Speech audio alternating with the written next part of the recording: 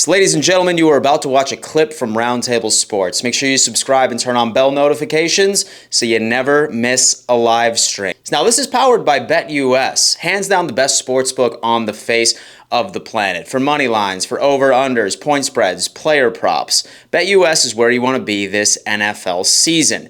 Now, a lot of sportsbooks come out and they try pushing these promos, but folks, BetUS hands down has the best promo on the face of the planet. They're matching 125% of your first 3 deposits all the way up to $2,000. That is right, folks. If you sign up with that link in our description, that promo is all yours. Certainly go check out BetUS and enjoy the clip. All right, so we all love going around the table, I'm sure, as we know. We love going around and lamenting on our team, talking about the good things. But we are a couple weeks away, and we all know that every one of our teams has that one thing that could potentially hinder us from getting to where we all want to get to, whether that be just making the playoffs at this point, something beyond that. We all have that one thing that could stand in the way, and we know that it's going to rear its ugly head at some point. How are the teams going to be able to overcome that? So this next segment, we're going to dive into what we all think is the biggest weakness of each of your individual teams. Now, Mark, I'm going to start with you. I feel like it could be an obvious answer, but maybe not. Is the biggest weakness right now the quarterback position for Pittsburgh, or is it something else? It could be a lot of things. I don't know. If you want, it's just hard to pinpoint one. I don't think it's going to be on the defensive side. That's one of our strongest. I probably got to go towards, I think, I hate to say it, but it might be quarterback. I don't know what to. Can I do 2? Go for it. I don't know. Okay, we'll go with, I think quarterback might be our biggest weakness because obviously right now we haven't heard from Mike Tomlin who's going to be the quarterback number 1. It's going to be Wilson or Fields. I think it will be Wilson. It looks like he's in the pole position. As much as I'm excited to watch him play and I want to see him do well and be successful, that could be a weakest area. You know, I'm not saying he has to go out there and throw 5 TDs a game, but if we turn the ball over and get sacked and he plays the exact same way in Denver, then we could be in a lot of trouble, right? We moved on from Kenny Pickett, Trubisky. They didn't sign back Rudolph. Some fans like we should have got Rudolph back to at least keep it stable and near the offense. That might have been an idea. But yeah, the weakness I'd probably say is quarterback, just because we don't know what's going to happen this season. And if you did see in the preseason, didn't look the best. If Russell Wilson does flame out into his end of his career, do you then change to Justin Fields? So I'd go quarterback first, and then maybe offensive line play. And it's funny because it kind of bakes all in together. They seem to go hand in hand. One goes as far as the other. Do you think, though, right now, based on we've only seen so much here in the preseason, but the offensive line play has not been great. It's not like they've been giving these quarterbacks additional opportunity to look better than they already are. So do you think, regardless of who's in there, that could wind up being the primary issue, just because I don't know how you're supposed to succeed if the offensive line is getting blown up on a rotation basis like they are? It's funny. It's funny because last year, when near the end of the season, you had Rudolph playing. It was 3 games. We won 3 games in a row. For Cincinnati, there was Seattle, and then the Ravens. We played pretty good on the offensive line. It was looking all right. You had Dan Moore at left. You had Ciamalo. You had, I think Mason Cole might have been center, so he's gone now, but Zach Fraser's going to fill in for him. I think offensive line, if you compare the two from last year going into the postseason, and we went versus the Bills, it looked pretty good. Like, run game looked pretty good. They're moving up front. They're pushing guys out of the way. They're very physical. They gave Rudolph time to throw the ball. I think there's recent history that the preseason football, it does look pretty tough. Like, they haven't played well at all in terms of Broderick Jones getting pushed back. There's the constant conversation from him going right to left. Troy Falatano's hurt. You got a new rookie center in there. New offensive scheme for Arthur Smith. That's probably the tough point as well. I think offensive line, like, I like the guys individually. I think they can, obviously, we're only talking preseason. I would love to have this conversation in 6 weeks' time, and when we've had 4 or 5 games, and you can get a better true reflection of where the team's at for the offensive line. But that's another question mark too, in terms of the weakest area. And they do go hand in hand with Russell Wilson. If he can't throw the ball and guys aren't getting open, then it's very tough, I think, for offensive line to keep holding them up. But has been I think, a lot of negative. And being truthfully, like, you put your Homer hat on all the time, but truthfully speaking, you just want to see them gel and get better for like a line of 5, and hopefully they stay healthy the whole season. Mark, I went full screen on you. I came back and we lost 2 valuable members. I don't know what the hell just happened, but they bounced out. Oh, the 2 champions. That's right. There we go. That's right. Yeah. Last one standing, baby. Not sure how that's going to be at the end of the year, Mark, but we'll see. Listen, Bobby, you are the last one standing, so I'm going to have to leave the floor to you. Right now, I mean, it seems tough with the way the Ravens are, and especially last year, the way they finished the season. I'm not talking about the playoffs, but going into it, they immediately became what seemed to be the obvious answer for the best team in the NFL going into the playoffs. Now you add Derrick Henry.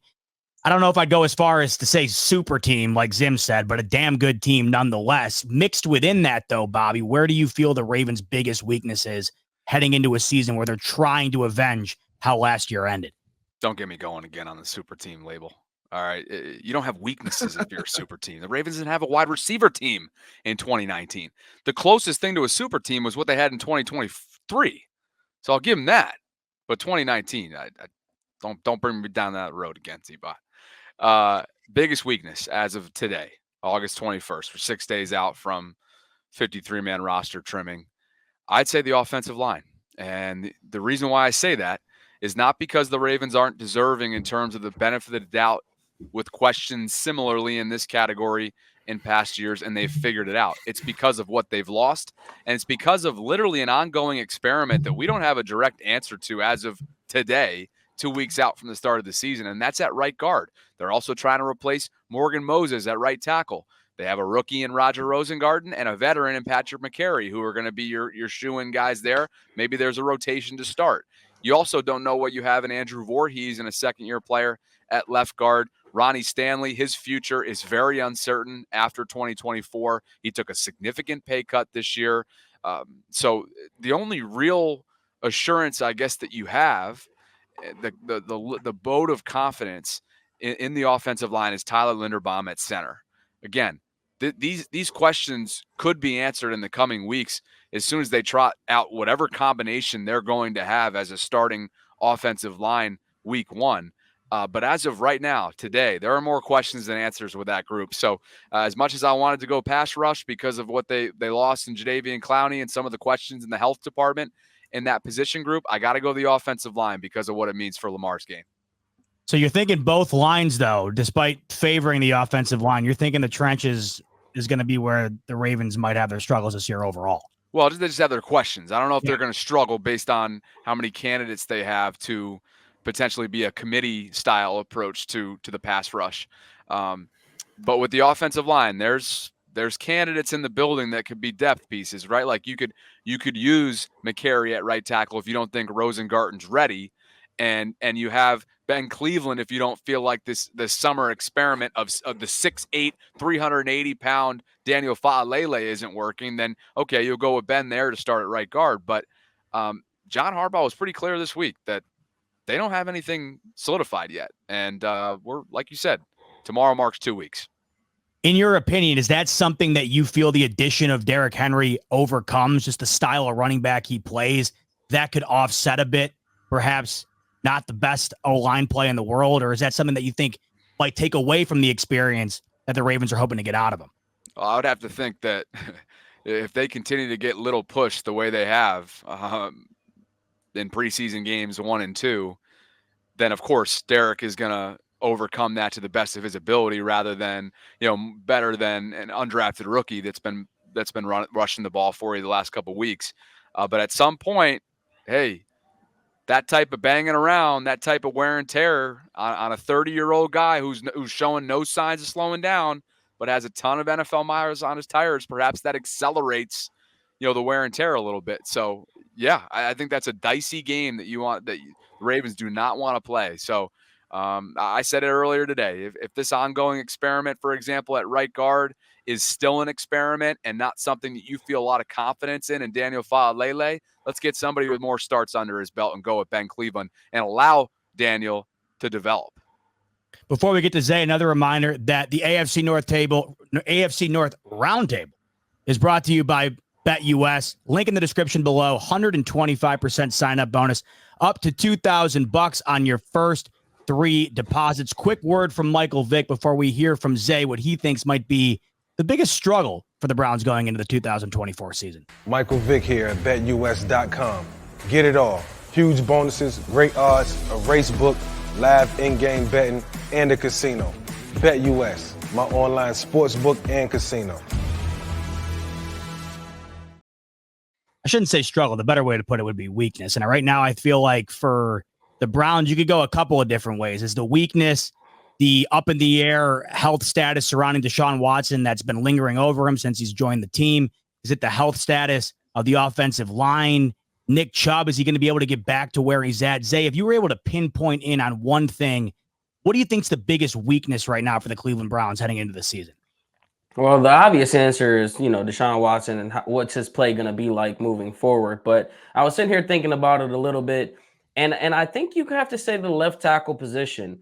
Jedrick Wills was expected to be on a, fast. He was expected to be ready, I feel like, for the opening week, and that's still up in the air. James Hudson it sounds from everything that I've been seeing, has not had the best camp. Jermaine Ifedi is the other guy behind him.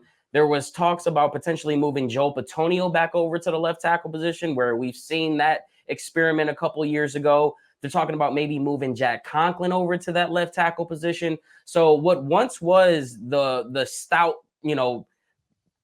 thing on our team was the offensive line. We've lost Callahan. Now you're talking about left tackle position. So if I had to go any direction other than the Deshaun Watson quarterback thing, it's got to be the left tackle position.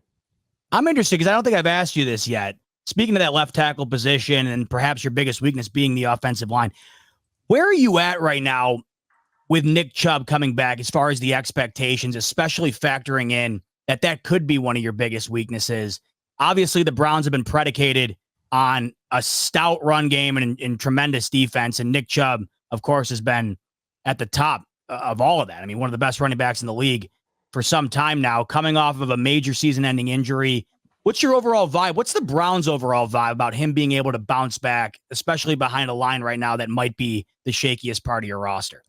Well, I think everyone is feeling like he's Batman. He's, on record calling himself Batman. So we're expecting him to pick right back up where he left off. Obviously, there'll be some concerns there for the fact that it's the same knee that he injured in college. So multiple surgeries on that knee. It's obviously going to be a concern. But I think, Stefanski and this offense has shown us for the past couple of years the direction that they want to head. And they've always wanted to air the ball out 35, 40 plus times. I mean, PJ Walker was throwing the ball 30 plus times a game. There's no reason he should be throwing the ball that many times when you got a guy like Nick Chubb and Jerome Ford in the backfield, when our running back position has been decent. So I think they're playing it cautious. His contract is based off incentives this year, so I think that's going to play into when do they want to bring him back. Obviously, if he says he's ready to go, I imagine that he's out there. That's a really good point you make, because it did feel like last year, especially factoring in Joe Flacco just kind of coming off the couch, it did feel like Stefanski let him air it out a ton. It felt like he was throwing it 40 plus times a week. Is that something that you felt caught up to them towards the end, the reliance on going through the air, not going with the run game as much because of Nick Chubb's absence? And do you think going into this year, that's going to be the emphasis right off the bat? Deshaun Watson, right off the injury, doesn't matter. We're going to try to air it out as much as possible. I mean, they've given us no reason to believe. I think the days of 20 plus carries for Nick Chubb and our running back committee as a whole are gone. I think they're going to get more so opportunities in the passing game. It's just been that feel for the past few years. We've had Nick Chubb in his prime, and he's getting 15 touches. You can look at the box score 1 week and see that he gets 13 carries. Like, what world does that make sense? This is always the direction that they wanted to go, and I expect them to continue moving forward, especially with an air-it-out guy like Ken Dorsey. Maybe see a little bit more RPO stuff, but the days of getting Nick Chubb and grounding and pounding, I think, are long gone. Zim, I know it's going to be tough. The weakness for these Cincinnati Bengals. Why you gotta do that? Why you single me out? Like, come on. We're on to you, Zim. We're on to your bullshit, Zim. Zim, I watched you go off for 20 minutes about a 27-3 loss in the preseason where the starters didn't play, and it sounded like Roses and daisies. we gotta, I don't know.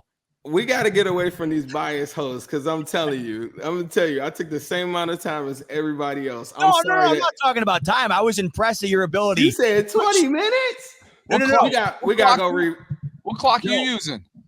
We gotta replay the tape. I was impressed with your ability to extract the positives as much as you did. Like I said that the dude Rocky Lombardi sucked. I said that our second and third backups suck. I said Caleb Wynn, what do y'all want from me? Like, I don't get it. I mean, maybe just take the joke and roll with it. But I mean, yeah, or we could just it's only me though. It's only me. But we could just segue right into what you think might be the biggest weakness for the Cincinnati Bengals. There we go. Yeah. So the weaknesses for the Cincinnati Bengals, I feel like coming into camp, it was we got to figure out what are we doing at the cornerback position, and it's still a major unknown because we have guys that we drafted really high. And Dax Hill, DJ Turner, these are first and second round talents, but Dax Hill had been a safety and we were transitioning him over the corner. So I think that until we know what it is, then that is one of our weaknesses. He's had a pretty good preseason, but it's preseason. The biggest weakness I feel like for the Bengals, and it showed up and it reared its head a lot, was the run defense. And currently, right now, we're now interchanging brand new pieces up front, but our fourth round pick in McKinley Jackson goes down. So we don't, that was going to be our guy that we had the two gap. He's been seen on crutches in the locker room. He's walking. He's not like totally messed up, but the timetable on him coming back isn't really that good. And I don't know if they were expecting much out of a fourth round D tackle anyway. But I do not think that they've done enough up front to make sure that they're consistently stopping the run. I think Sheldon Rankins and company are good. That's a good pickup, but we're relying on Chris Jenkins, a second round player, to then now take on a lot of what DJ Reader was. But I think that they're going to try to mix it up with scheme. We don't know. We watched them in 5-man fronts and in the first game absolutely get cooked. So up front, and then the second game they rebounded well, but I just thought that that's the biggest Achilles heel, especially in the division that we're in. And like Zay was talking about, moving on to RPOs and different things. I'm like, I'd rather you throw than run because I feel like the Bengals haven't done enough up front. Michael Vick at BetUS.com. Catch an incredible 125% sign-up bonus on your first 3 deposits plus 10% gambler's insurance. BetUS, my online sportsbook and casino.